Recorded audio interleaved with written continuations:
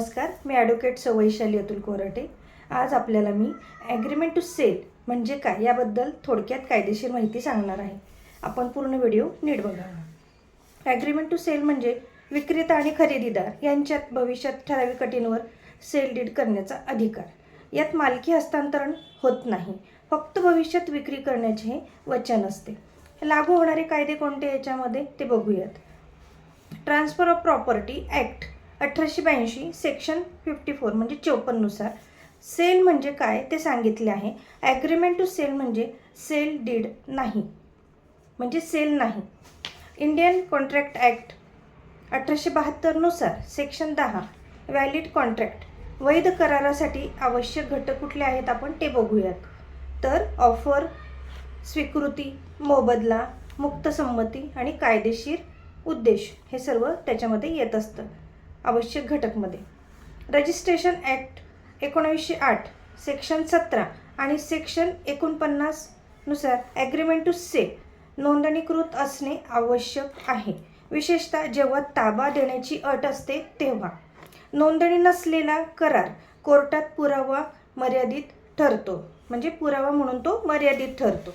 Specific relief act 1963 section 10 आणि 20 नुसार कराराची अंमलबजावणी स्पेसिफिक परफॉर्मन्स म्हणजे मागता येतो तुम्हाला।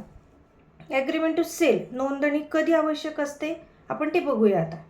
जर ॲग्रीमेंट म्हणून ताबा म्हणजे पोझिशन दिलं जात असेल तेव्हा, विक्रीसारखा अधिकार दिला जात असेल तेव्हा, तसेच अशा वेळी नोंदी हे बंधनकारक आहे।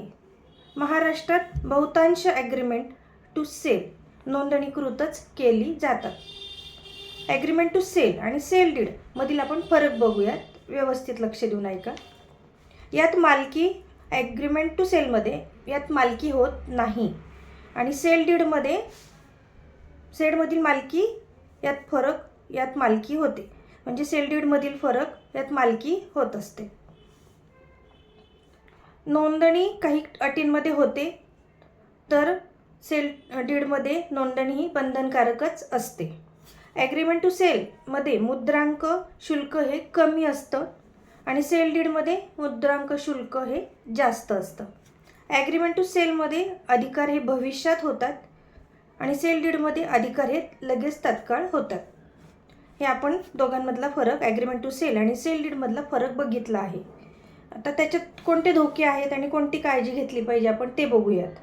एकाच मालमत्तेचे अनेक ॲग्रीमेंट असतील तर, किंवा बिन नोंदणी करार केला असेल तर धोका हा होऊ शकतो। पूर्ण पैसे देऊनही सेल डीड केले नाही तर धोका हा होऊ शकतो। ताबा घेतला आहे पण नावावर नोंद केलेली नाही तर धोका होऊ शकतो। आता आपण त्यात कोणती काळजी घेतली पाहिजे ते बघूया। म्हणून टायटल तपासणी ही नीट गरजेचं आहे, म्हणजे आपण त्यात काय लिहिलं आहे व्यवस्थित ते टायटल ते बघितलं पाहिजे।